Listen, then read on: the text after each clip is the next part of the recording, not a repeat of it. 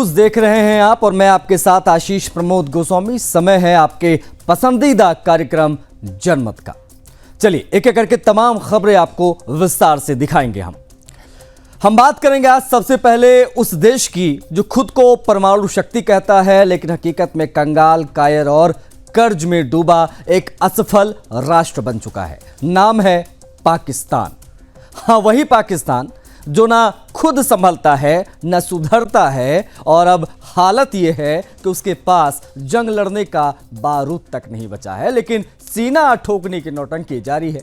LOC पर रोज cease fire तोड़कर उकसावे की घटिया हरकतें कर रहा है। मगर भारतीय सेना ने जवाब ऐसा दिया है कि उसके बंकर तक खामोश हो गए हैं और हुकूमत बौखलाई हुई है। इस्लामाबाद हिला हुआ है। भारत के हर मोर्चे पर, हर सेक्टर में कुपवाड़ा से राजौरी और उरी से अखनूर तक पाकिस्तान की नापाक साजिशों को जमीन में दफन किया जा रहा है। सेना ने साफ कर दिया है कि अब हर गोली का जवाब बम से दिया जाएगा। और जब समंदर में भारत का तिरंगा लहराया तो कराची के कमांड सेंटर्स तक दहल उठे। पाकिस्तान को अब साफ समझ आ चुका है कि ये न्यू इंडिया है, यानी नया भारत है, जो अब केवल जवाब नहीं देता बल्कि दुश्मन की रीढ़ तक तोड़ देता है।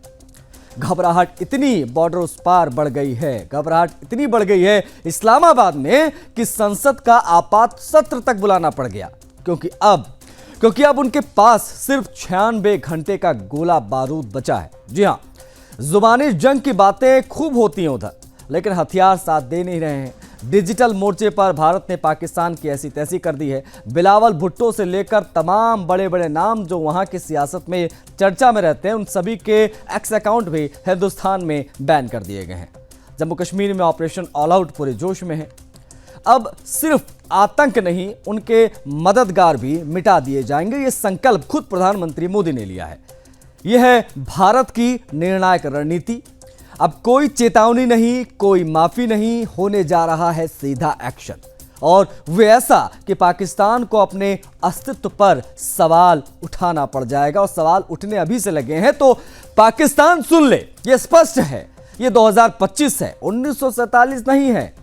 अब तिरंगे की छांव में रहना है तो हदें समझनी होंगी, नहीं तो भारत अब सीमाओं के भीतर जवाब नहीं देगा, दुश्मन की जमीन पर इतिहास लिखेगा। रिपोर्ट इसी पर।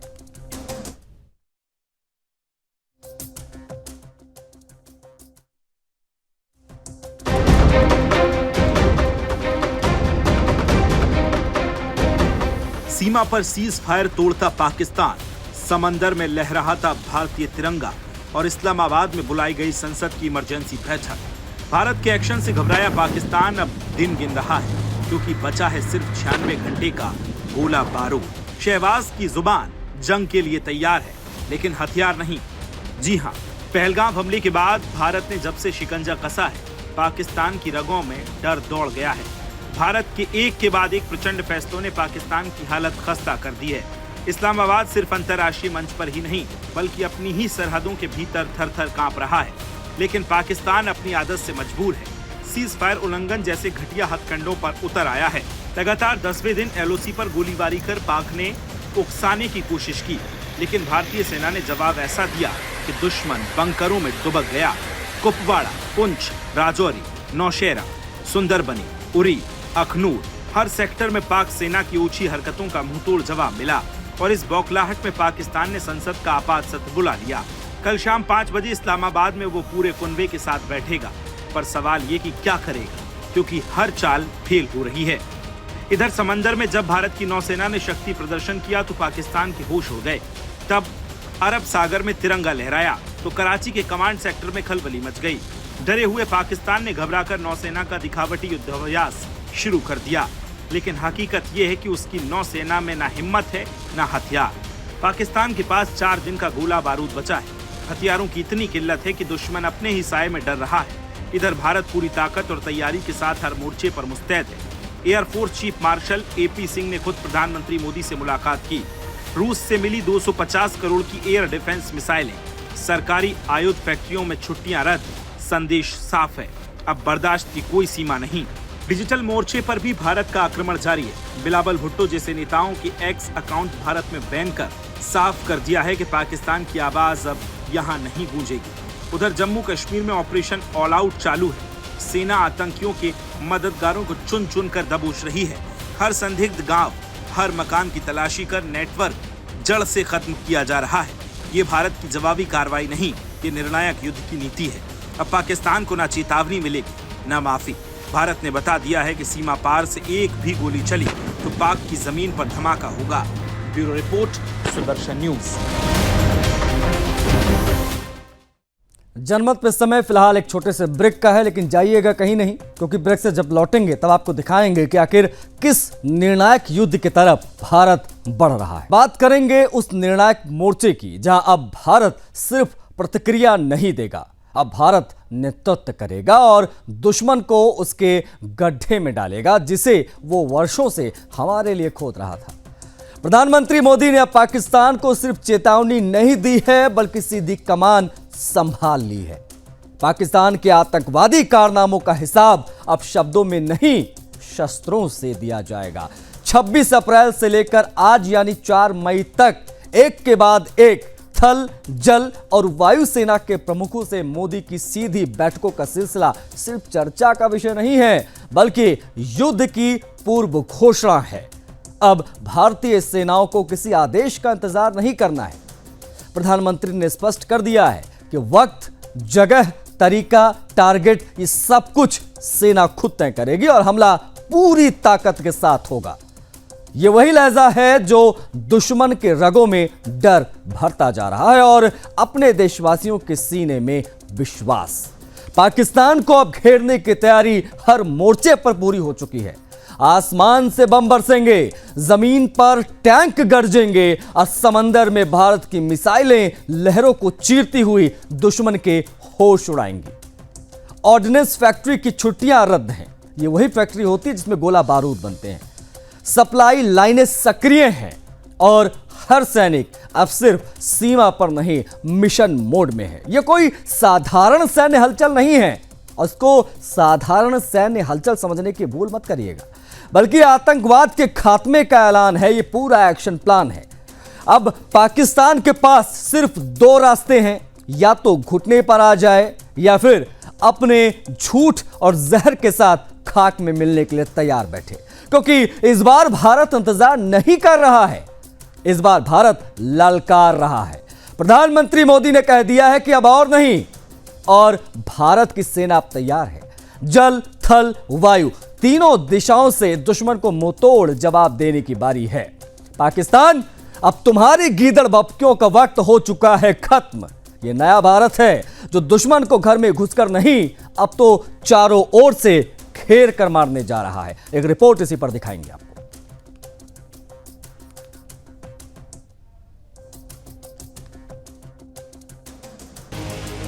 और ये कदम अब केवल कागजों तक सीमित नहीं है, पूरे भारत में सुरक्षा तैयारियां। नगर जिले के वेरुल में चल रहे ओम जगत गुरु जनशांति धर्मशाला में आज एक विशेष धार्मिक और सामाजिक समागम देखने को मिला, जब राज्य के सामाजिक न्याय मंत्री और संभाजीनगर के पालक मंत्री संजय शिरसाट ने कार्यक्रम में भाग लेकर जगत गुरु शांतिगिरी महाराज से आशीर्वाद प्राप्त किया। अक्षय तृतीया के पावन अवसर पर आयोजित इस धार्मिक आयोजन में हजारों श्रद्धालु उमड़े और पवित्र वेरुल की धरती पर आध्यात्मिक ऊर्जा का संचार हुआ।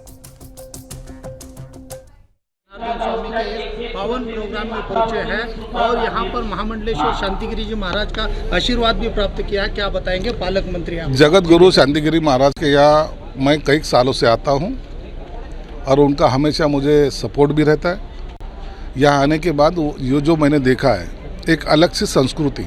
आप देखते होंगे कि बहुत सारे महिला जो हमारे बहना हैं, जो बहुत सारे भाई हैं, वो यहाँ बैठे अनुष्ठान के लिए और इतना अच्छा तरीके से मौन धारण किया है उन्होंने। 7 दिन बात नहीं करना, कुछ भी नहीं करना, ये मुझे लगता है बहुत अपने आप में बहुत बड़ा ये योगदान है। और एक समाज में कैसा रहना चाहिए, अपनी संस्कृति कैसी निभाना चाहिए, ये सभी का यह काम होता है। आप जब भी आएंगे यहाँ कुछ ना कुछ नया डेवलपमेंट आपको देखने को मिलेगा। आपने इस मंच पे कहा कि ये अंदर की बात है, क्या आपके पुराने साथी चंद्रकांत खैरे को आप ठाकरे गढ़ से शिंदे गुट में लाना चाहते हैं? अरे वो आना है तो हम उनका स्वागत करेंगे, लेकिन अभी उनको भी पता चला है, जो बाला साहब ठाकरे कहते थे कि हम कड़वट हिंदुत्ववादी है, वो भूमिका उनके पक्ष की अभी नहीं रही, उबाटा की वो भूमिका नहीं रही। अब उनको लगता है कि कहीं जाके हम भी घुटने टेके, ये भूमिका में आने के बाद खैरे जैसे आदमी भी यहाँ रहना नहीं पसंद करेंगे। मुझे लगता है बहुत सारे लोग आप देखते होंगे, मुंबई के माजी मेयर हमारे पास जुड़ चुके, ऐसे बहुत सारे लोग ये महीना भर में हमारे पार्टी में आएंगे और एक दिन उबाटा में वो और उनका वो सवेरे का भोंगा वही रहेंगे, बाकी कोई रहेगा नहीं। एक आखिरी सवाल है साहब, इसी संभाजी नगर में गौ हत्या का जो मामले है वो दिन ब दिन बढ़ते जा रहे हैं, आप पालक मंत्री हैं, पुलिस की लापरवाही कहीं ना कहीं दिखाई दे रही है। अभी कोई लापरवाही नहीं होगी, पुलिस को मैंने सख्त सूचना दी है, ऐसा जो भी रहेगा उसको जेल में ठूसो, उसको इतना मारो कि उसने दोबारा ऐसी हरकतें करना नहीं चाहिए। गौ माता को हम माँ समझते हैं, उसका कोई भी कहीं भी जाके अगर हत्या होती है तो उसके लिए जो भी जिम्मेदार जाएगी। धन्यवाद। भारत ने अब पाकिस्तान के खिलाफ अपनी रणनीति में निर्णायक मोड़ लेते हुए सिंधु जल संधि को सस्पेंड कर दिया है। इसके साथ ही भारत ने चिनाब नदी का पानी रोकने का कदम भी उठा लिया है, जिससे पाकिस्तान की जल आधारित अर्थव्यवस्था पर सीधा और बड़ा प्रभाव पड़ने जा रहा है। जम्मू कश्मीर के रामबन जिले में स्थित बगलिहार जल विद्युत परियोजना और उत्तर कश्मीर में किशनगंगा बांध अब भारत की जल कूटनीति के अहम हथियार बन चुके हैं। इन बांधों की विशेषता यह है कि भारत को इनके माध्यम से न सिर्फ बिजली उत्पादन का अधिकार है, बल्कि जल प्रवाह को विनियमित करने की शक्ति भी प्राप्त है। अब इन संसाधनों का इस्तेमाल पूरी तरीके से भारत के रणनीतिक हितों के अनुसार किया जाएगा। ये कठोर निर्णय जम्मू कश्मीर के पहलगाम में हुए आतंकवादी हमले के बाद लिया गया है, जिसमें 28 निर्दोष लोगों की जान चली गई थी। अधिकतर पर्यटक थे इसमें। भारत ने स्पष्ट कर दिया है कि अब आतंकवाद का जवाब सिर्फ सीमा पर गोले बारूद से नहीं होगा, हर रणनीतिक मोर्चे पर पाकिस्तान को झिलाया जाएगा, चाहे वो कूटनीति हो, व्यापार हो या जल। सिंधु जल संधि, जिसे 1960 में भारत के तत्कालीन प्रधानमंत्री जवाहरलाल नेहरू और पाकिस्तान के तत्कालीन राष्ट्रपति अयूब खान ने विश्व बैंक के मध्यस्थता में सिग्नेचर यानी हस्ताक्षर किए थे, एक ऐतिहासिक करार था। इसके तहत रावी, सतलुज, ब्यास भारत को और सिंधु, चिनाब और झेलम पाकिस्तान को सौंप दी गई थी। ये समझौता क्या है वो भी आपको ग्राफिक्स के माध्यम से इसीलिए बता रहे हैं। भारत को इन नदियों से सीमित सिंचाई, घरेलू उपयोग और विद्युत उत्पादन की अनुमति दी गई थी, लेकिन पाकिस्तान ने इस सद्भावना का जवाब आतंक के निर्यात से दिया। अब भारत की नीति भी स्पष्ट हो गई है कि भाई देश के हित से बड़ा कोई समझौता नहीं है। पाकिस्तान को इस बदलाव की गंभीरता समझ आ चुकी है। उसकी 80% कृषि भूमि, हाइड्रो पावर प्लांट और जलापूर्ति सब कुछ सिंधु नदी प्रणाली पर ही आधारित है। भारत के इस कदम के बाद पाकिस्तान के सैन्य और राजनीतिक नेतृत्व में अफरा तफरी मच गई है और वो एक बार फिर से विश्व बैंक की मध्यस्थता की दुहाई देने लगा है। लेकिन भारत ने इस बार संदेश साफ कर दिया है कि अब खून बहाने वालों को पानी नहीं मिलेगा।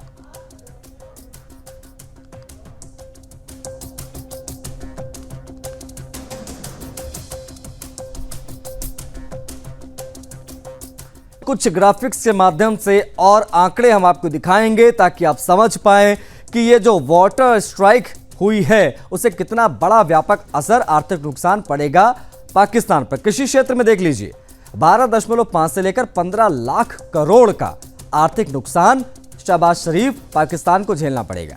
पानी 1.2 से लेकर 1.8 लाख करोड़ का नुकसान यहां पर होने जा रहा है। कृषि से लेकर पानी तक, क्योंकि सब कुछ डिपेंडेंट है इन्हीं नदियों पर। और किस प्रकार से बिजली उत्पादन होता है उसमें कितना ज्यादा डैमेज होने जा रहा है पाकिस्तान को वो देख लीजिए। 1.2 लाख करोड़, इतना ज्यादा यहां पर डैमेज पड़ेगा। इतना एक देश की जो है वो इकोनॉमी होती है। 15 से 18 लाख करोड़ प्रति वर्ष कुल अनुमानित नुकसान पाकिस्तान को सिर्फ और सिर्फ इस वाटर स्ट्राइक से झेलना पड़ेगा। लगभग $180 से लेकर $217 बिलियन यानी एक USD 83 के हिसाब से आप आकलन कर लीजिए कितना तगड़ा नुकसान डॉलर के हिसाब से भी इनको होने जा रहा है। इस सिलसिले कह रहे हैं कि यह बेहद बड़ा निर्णय है। सिंधु नदी भौगोलिक दृष्टि से महत्वपूर्ण क्यों है वो भी हम आपको बताएं। तिब्बत के सिंजाबगंज झील के पास में मानसरोवर क्षेत्र से निकलती है। इसे स्थानीय रूप में सिंधी खवाब यानी सिंका मुंह कहते हैं। इसकी भौगोलिक स्थिति हम आपको ग्राफिक्स के माध्यम से समझा रहे ताकि आप समझ लीजिए पूरा माजरा है क्या। भारत में प्रवेश सिंधु नदी केंद्र शासित प्रदेश लद्दाख में प्रवेश करती है। यह लेह कारगिल जैसे क्षेत्रों से होकर बहती है पाकिस्तान तक जो ये जाती है, लेकिन नियंत्रण इसका भारत में है। भारत से पाकिस्तान में प्रवेश किस प्रकार से है? लद्दाख से होते हुए यह नदी पाकिस्तान अधिकृत कश्मीर यानी POK यानी कि गिलगिट बाल्टिस्तान में प्रवेश करती है। इस रास्ते से ये पाकिस्तान में जाती है जहां से पूरा पाकिस्तान जीवित है एक तरीके से आप कह सकते हैं। पाकिस्तान में यात्रा कहां से? यहां यह कई सहायक नदियों को समेट लेती है। झेलम, चिनाब, रावी, ब्यास और सतलुज ये सभी पंजाब क्षेत्र में मिल जाती हैं। फिर यह सिंध प्रांत से होकर गुजरती है। तो क्या भौगोलिक स्थिति, डेमोग्राफी क्या है वो हम आपको बता रहे हैं। गिरावट कहां है इसका? आखिर में सिंधु नदी कराची के पास अरब सागर में जाकर गिरती है। तो सिंधु नदी कहां से निकलती है, उसका उद्गम स्थल कहां है और गिरती कहां पर है, कहां से होकर गुजरती है वो हम आपको बता रहे हैं। कौन कौन सी सहायक नदियां? पहलगाम हमले के बाद भारत की अब तक की कार्रवाई क्या हुई है वो हम आपको बता रहे हैं। 23 तारीख को यानी 22 को आतंकवादियों ने हमला किया। 23 तारीख को सिंधु जल जो संधि थी 1960 की 1960 वाली, जो कि अयूब ने और तत्कालीन प्रधानमंत्री जवाहरलाल नेहरू जी ने मिलकर हस्ताक्षर किया था, उस पर अटारी वाघा बॉर्डर भी बंद कर दिया गया। 23 तारीख को पाकिस्तान के जितने वीजा थे वो सब रद्द कर दिए गए। पाकिस्तानी दूतावास पर भी कार्रवाई की गई, कह दिया गया कि सभी हिंदुस्तान छोड़ दें। आतंकी ठिकानों पर कार्रवाई जो है वो भी देखने को मिला। करीब करीब 8 आतंकवादियों के घरों को उड़ा दिया गया आईडी लगाकर जम्मू कश्मीर में। वो तस्वीरें भी हमने आपको दिखाई। वो सब जो है मददगार थे। जो साख वीज़ा हैं उनकी समय सीमा जो थी उसको भी समाप्त कर दिया गया। 800 पाकिस्तानी नागरिक अटारी से वापस पाकिस्तान भेज दिए गए। मेडिकल वीज़ा भी जो थे वो भी 29 तारीख तक की डेडलाइन दी गई, तो वो भी समाप्त हो गई। 30 तारीख को शुरू हुआ digital strike. 16 Pakistani YouTube channels ban किए गए, जिसमें तमाम बड़े न्यूज़ चैनल के भी यूट्यूब चैनल थे। एक्स हैंडल्स और साइट्स भी बंद कर दी गई 30 तारीख को। 30 अप्रैल को ये पूरा कार्रवाई देखिए कब कब क्या क्या। हवाई क्षेत्र भी बंद। पाकिस्तानी विमानों पर 23 मई तक का ये बैन लगा दिया गया। पाक उच्चायुक्त स्टाफ सीमा की 30 कर्मचारियों की तैनाती भी कर दी गई। IMF से पाकिस्तान के लोन समीक्षा का आग्रह भी करने के लिए कह दिया गया। डिजिटल स्ट्राइक में PM शरीफ और 4 क्रिकेटर्स के यूट्यूब और इंस्टाग्राम बंद कर दिए गए। 3 मई तक इंपोर्ट पर रोक लगा दी गई। पाकिस्तान से डायरेक्ट और इनडायरेक्ट आयात प्रतिबंधित हो गया। किसी प्रकार का कुछ भी आयात नहीं होगा। सिंधु जल संधि भी निलंबित कर दी गई। ये पूरी जो टाइमलाइन है वो हम आपको बता रहे हैं कि अब तक क्या क्या हुआ है, लेकिन अब इंतजार है मिलिट्री ऑपरेशन का। देखिए, भारत के तीखे रुख और पहलगाम हमले के बाद मचे बवाल ने इस्लामाबाद की नींद उड़ा दी है। पाकिस्तान के राष्ट्रपति आसिफ अली जरदारी ने 5 मई को शाम 5 बजे नेशनल असेंबली का एक इमरजेंसी सत्र बुला लिया। इसका आदेश आधी रात को जारी हुआ और यह अपने आप में इस बात का संकेत है कि भारत की रणनीति और आक्रामक तेवर ने पाकिस्तान को पूरी तरीके से डरा कर रखा है। जानकारी के मुताबिक पहलगाम आतंकी हमले के बाद भारत की ओर से कड़ी सैन्य और कूटनीतिक प्रतिक्रिया की संभावना को देखते हुए पाकिस्तान अब अपनी संसद से सलाह लेने की मजबूरी में है। इससे पहले जरदारी ने गोपनीय आपात बैठक भी बुलाई थी, जिसमें सेना और खुफिया एजेंसियों के अधिकारी शामिल हुए। तो सवाल उठता है कि क्या पाकिस्तान को समझ आ गया है क्या कि नई दिल्ली अब चुप नहीं बैठेगी? ये नया भारत है जो अब सिर्फ शब्दों से नहीं सीधे कार्रवाई से जवाब देता है, शस्त्रों से जवाब देता है। जरदारी का आधी रात का फैसला इसी डर और दबाव का नतीजा मालूम पड़ता है। पाकिस्तान अब जान चुका है कि अगर उसने एक और हिमाकत की तो सीमा पार से उठेगा सिर्फ धुआं और ध्वनि, और जवाब मिलेगा लोहे से, लहजे से नहीं। चलिए, इसी के साथ जनमत में आज के लिए बस इतना ही। मुझे आज्ञा दीजिए। जय हिंद।